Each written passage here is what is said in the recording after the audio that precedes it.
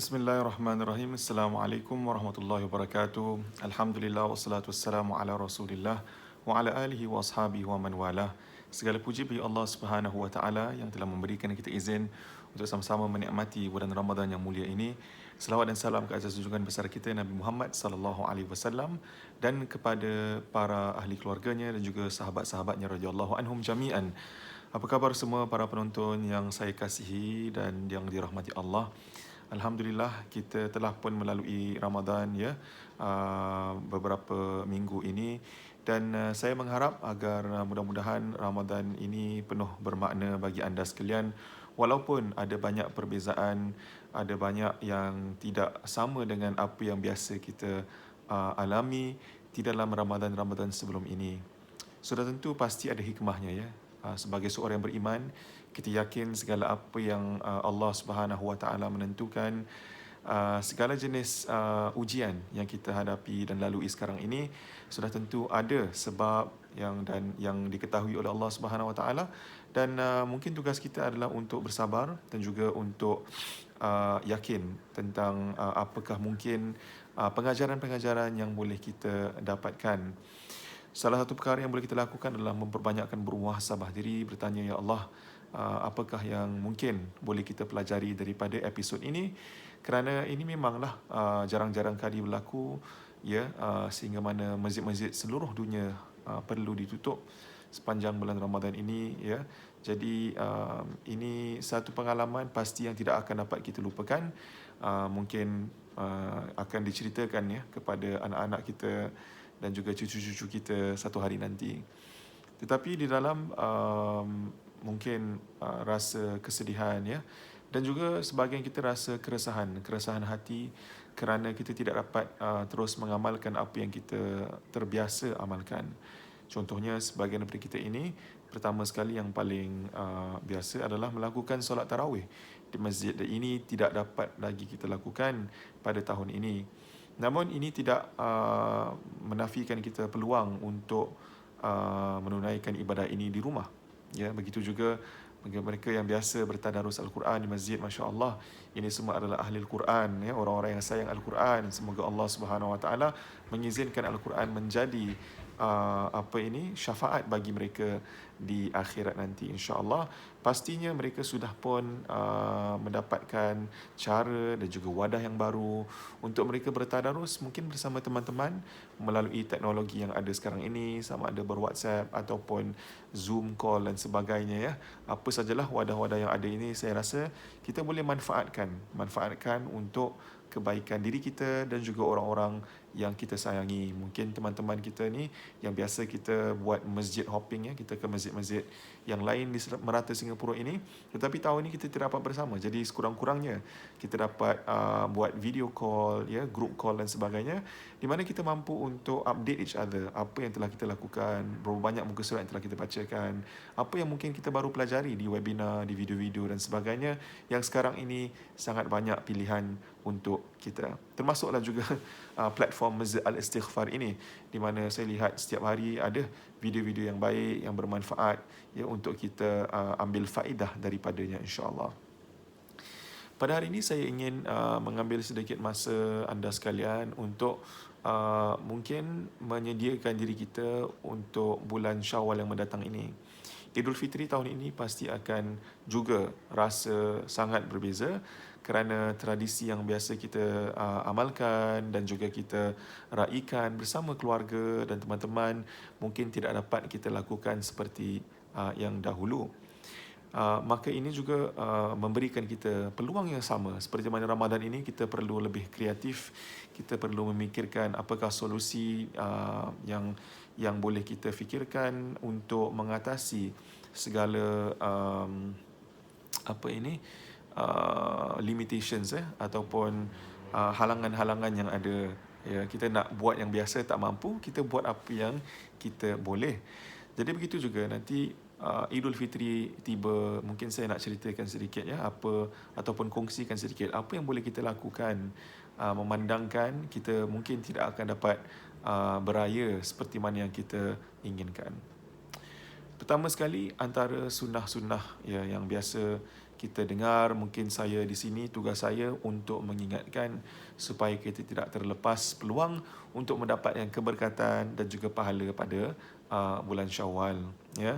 Pertama sekali antara yang Nabi SAW mengamalkan adalah pagi Idul Fitri itu Nabi SAW sentiasa akan mengambil peluang untuk mandi sunat Idul Fitri. Ya, jadi ini merupakan satu sunnah.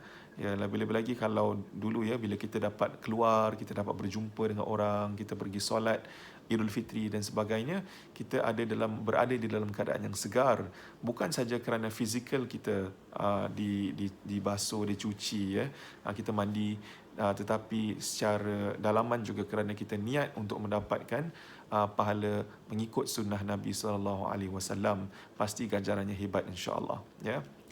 Setelah itu kerana mungkin kita tidak akan dapat keluar untuk menunaikan ibadah solat Idul Fitri, tetapi kita nantikan mungkin akan ada irsyad ataupun nasihat daripada pejabat mufti Singapura yang mungkin akan mengajar kita apa yang boleh kita buat ya, kalau mungkin tidak di luar, mungkin di rumah, wallahu alam. Kita nantikan guidelines ya daripada mereka. Sekiranya kita tidak dapat melakukan solat Idul Fitri, jangan bersedih, kita buat sunnah-sunnah yang lain terlebih dahulu. Baginda Nabi Muhammad SAW setiap pagi Idul Fitri itu, baginda akan mulakan harinya dengan bersarapan ya. Khususnya sebelum Nabi keluar untuk solat Idul Fitri itu, Nabi akan memakan sedikit ya, sesuatu, contohnya memakan kurma. Nabi SAW itu suka makan kurma, dan biasanya bilangan kurma yang Nabi makan itu adalah ganjil, sama ada 1 ataupun 3, itulah yang terbiasa. Jadi apa yang boleh kita lakukan adalah kita bangun pagi, kita sarapan dahulu ya, setelah mana kita mandi contohnya, kita bersarapan untuk sama sekali lagi mengikut sunnah Nabi Muhammad SAW. Kenapa Nabi SAW melakukan ini? Kerana ia untuk antara lain ya, membezakan antara Idul Fitri dan juga Ramadan. Ini menunjukkan tamatnya bulan Ramadan yang mulia dan tibanya bulan Syawal, hari untuk kita meraihkan kejayaan amal ibadah yang telah kita lakukan di dalam bulan Ramadan. Untuk membezakannya, Nabi SAW bersarapan di pagi hari supaya orang lihat, oh hari ini bukan lagi Ramadan, hari ini Idul Fitri.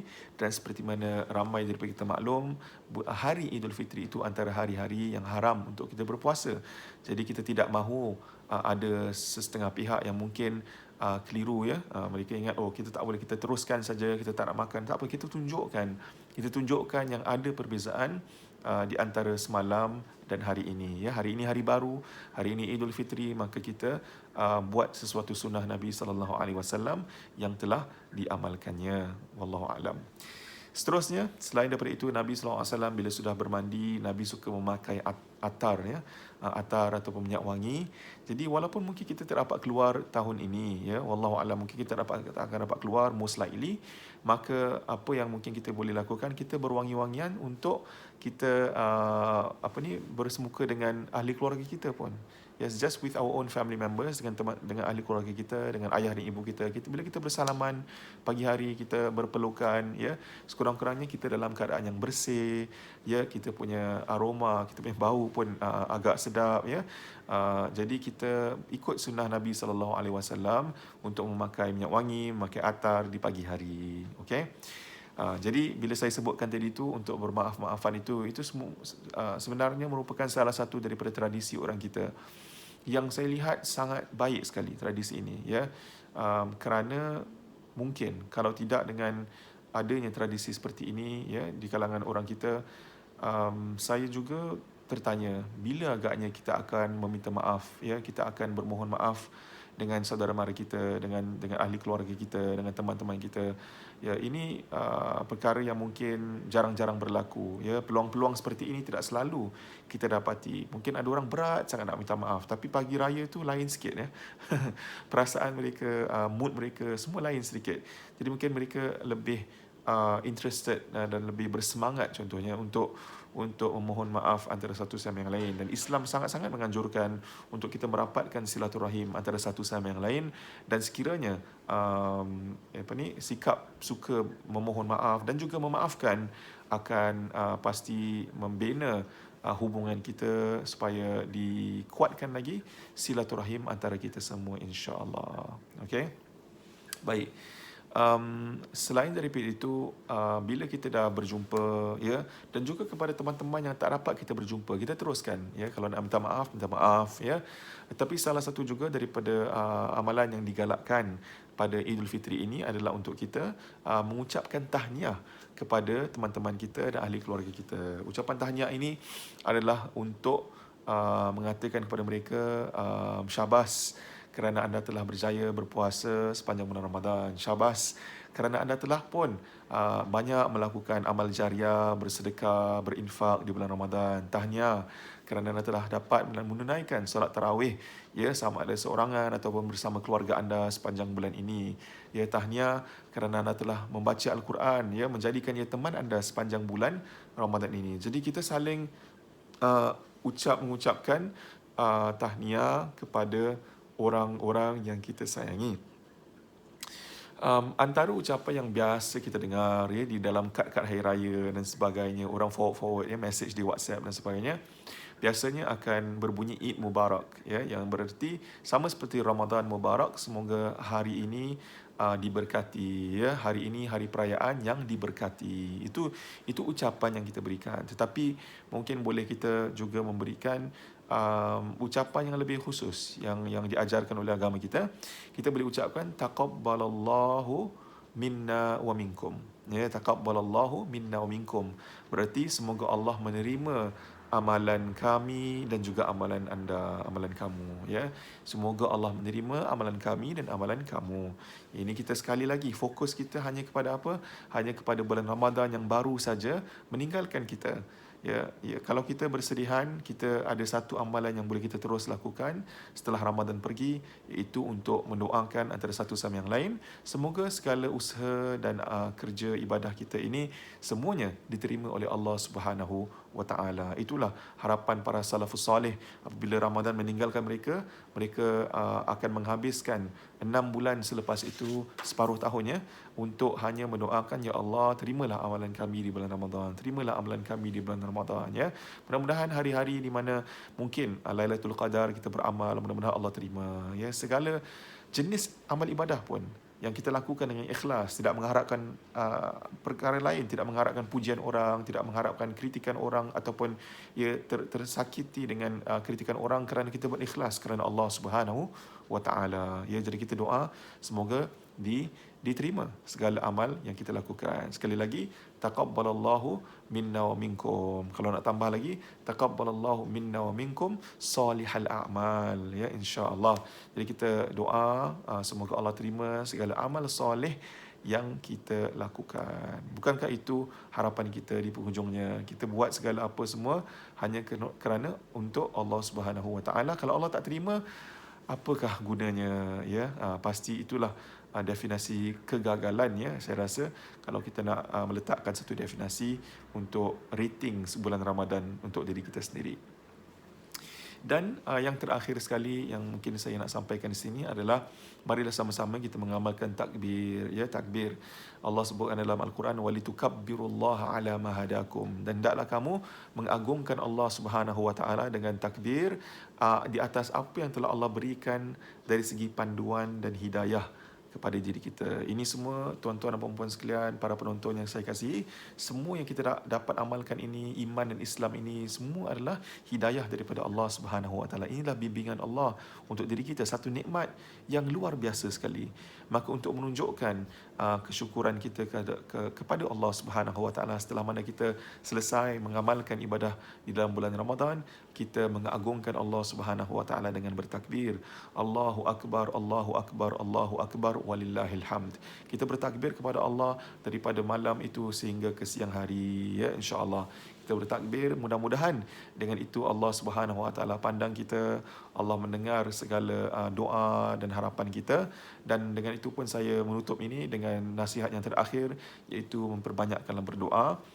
malam-malam pada malam Idul Fitri itu juga antara malam-malam yang baik insya-Allah ya, untuk kita berdoa kepada Allah Subhanahu Wa Taala, sampaikan segala hajat kita kepada Allah. Mudah-mudahan Allah akan menyampaikan hajat kita, mengurniakan segala doa kita, permintaan kita, ataupun Allah akan memberikan yang jauh lebih baik. Ya, jauh lebih baik daripada apa yang boleh kita jangkakan insya-Allah. Ya, dengan itu saya memohon maaf atas segala kekurangan dan kesilapan. Saya berdoa semoga tuan-tuan dan puan-puan semua dapat diterima amal ibadahnya, dan juga kita dapat merayakan Idul Fitri tahun ini walaupun berbeza, tetapi mudah-mudahan lebih bermakna di sisi Allah Subhanahu Wa Taala dan juga di samping orang yang tersayang insya-Allah. Terima kasih, wabillahi taufiq wal hidayah. Wassalamualaikum warahmatullahi wabarakatuh.